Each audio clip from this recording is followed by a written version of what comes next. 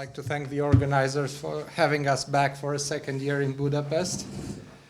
So, my topic will be much more legalistic than my colleagues, and it will focus on Romania's problems with assisted reproduction procedures, and especially the problems about our ART regulations. So first of all, just to give a brief framework of Romanian ART regulations, we have principles on the rights of persons in the civil code and some regulations on ART procedures. We have a general framework for medically assisted reproduction with a third-party donor. We also use improperly cell transplant regulations as placeholders for our non-existent statute on assisted reproduction procedures. And we have in the patient's rights law detailed patient's rights rules covering informed consent, confidentiality, and also some reproductive rights considered as fundamental patient's rights. We also have general malpractice regulations which cover both fault-based and no-fault-based civil liability. And now we get to the problems. We have no regulations whatsoever on surrogacy. The only mentions of it are that it is not publicly funded, but otherwise it is not legally defined, it is not banned, it is not permitted, so nothing about it. We have no detailed regulation on medically assisted reproduction with a third-party donor. The Civil Code was announcing that a detailed regulation would follow, but that was 13 years ago and we still don't have one. We have no specific and comprehensive statute on assisted reproduction technologies as such. And we have some very generic prohibitions in the Civil Code. For example, eugenics are banned, human cloning are banned, sex selections is banned except for health reasons. I was also exploring the similarities of the legal status of children born out of ART procedures versus naturally conceived children. For example, in both cases, the law, as it is now, determines motherhood solely by birth. So it is immaterial who is the genetic mother because, according to the law, the mother is the one that is giving birth. Paternity is established in both cases by legal presumptions for married couples. The husband or the former husband is presumed to be the father, no matter how the reproduction was carried out. And there is an equal legal status for children irrespective of their birth. So there are no differences for children born outside marriage, born inside marriage, naturally conceived, or ART, the result of ART procedures. And now for the differences. For example, in the few regulations that exist about medically assisted reproduction with a third-party donor, the fatherhood is determined by consent. So the man who is agreeing for this procedure is the father if the genetic material comes from a third party. In cases of natural conception, the father is the genetic father, and the problem is how we determine that, but the basis is that conception is the source of fatherhood. Also, one of the big differences is this so-called veil of confidentiality that covers all medical procedures, especially reproductive procedures, because children born out of this ART, even if it is with a third-party donor, have limited rights to know their origins compared to naturally conceived children, which have basically unlimited rights to know about their origins. Also, one of the differences which was a surprise for us is that children born out of medically assisted reproduction with a third-party donor basically have no chance of having a legal natural father. They can only have a mother if it's a third-party donation for a single woman. So it's impossible to later have a father except in cases of adoption, while children who are born naturally always have a father, and that can be determined at a later stage. In all of this doom and gloom, I have tried to find the positive extant regulations because there are such. For example, we have detailed rights to be informed and to receive a second medical opinion. These are basically patients' rights. And that should prevent an interested doctor from steering the couple to his preferred procedure or medical products. We have prior consent required for all medical procedures, including reproductive procedures. Reproductive rights are considered fundamental patients' rights, so they are not in doubt. There is also the Civil Code bans human cloning, bans genetic alterations, eugenics, and sex selections, except in very limited cases. There is a general right to confidentiality for all patients, irrespective of the type of medical procedure, and a very important ban on financial gains for products of the human body.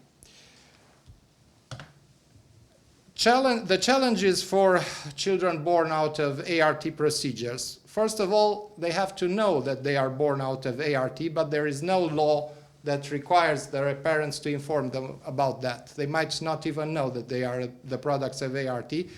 Contrary, for example, with adoption, when the parents are required to inform the children that they are adopted up until they are at full legal capacity.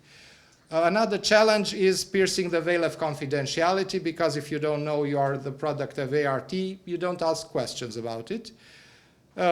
Otherwise, getting details about these biological ascendants, especially in the cases of medically assisted reproduction with a third-party donor. So even if you know you are the product of ART with a third-party donor, you don't have normally the right to know who is your parent. And legal doctrine has discussed whether you don't still have a right to get at least some general information about the age, weight, height, some general idea about who is your genetic parent. But it's not required by law, because the law remains at the principle level. There is no possibility of having a legal father except adoption if children are the products of medically assisted reproduction with a third-party donor carried out by a single woman. And another problem that was outlined by legal doctrine, there are actually no limits on who the parents can be if they are a man and a woman. So the sole requirement for reproduction with a third-party donor, if it's a couple, it has to be a man and a woman. But they can be related, one of them can be married to some other person. So there are no restrictions in this case, and there should be. Regarding surrogacy, the challenges to surrogacy in Romania, because surely there are cases, but motherhood is determined solely by the fact of birth, and in order to have proper surrogacy, you have to have the possibility of having the mother of intent as legal mother.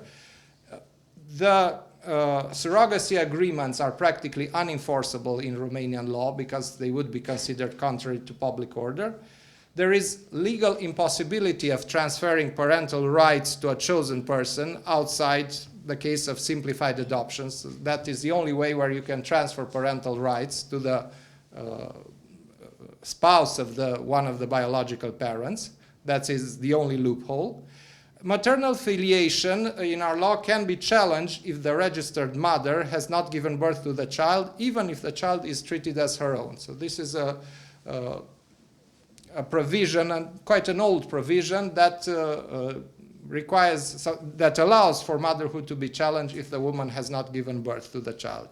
And there are criminal and civil bans of financial gains from the products of the human body, which would cover also surrogacy.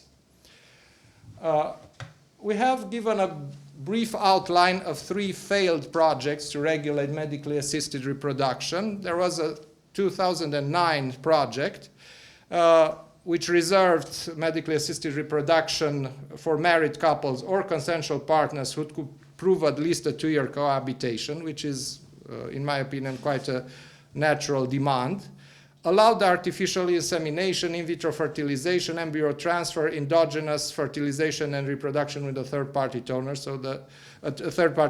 So the basic procedures were allowed, but banned post-mortem artificial insemination, post-mortem embryo transfer, intervention when fertility is due to old age, fertility interventions for couples who cannot prove a stable cohabitation. But this project was rejected in 2010 for drafting, supposedly for drafting deficiencies. We don't know if that was the true reason or just the stated reason. There were two later projects, including a 2012 government project, which provided that medical criteria for physical and mental health were supposed to be adopted later by a health minister's order. It subjected, and that was controversial, a woman's access to medically assisted reproduction with a third-party donor to the written consent from both her and her husband. So if she were married, she could not have a child without her husband's approval in this type of procedure.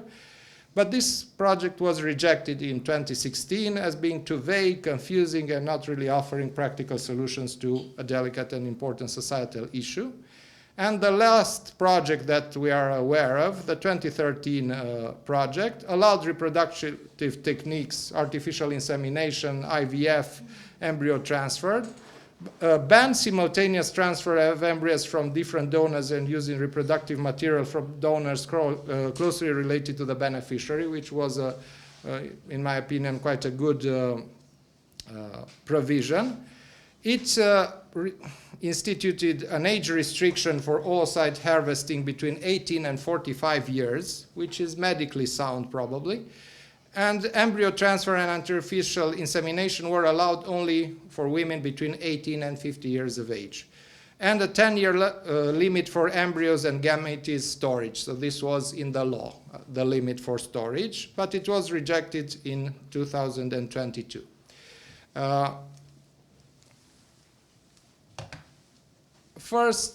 Lastly, some de lege ferenda suggestions.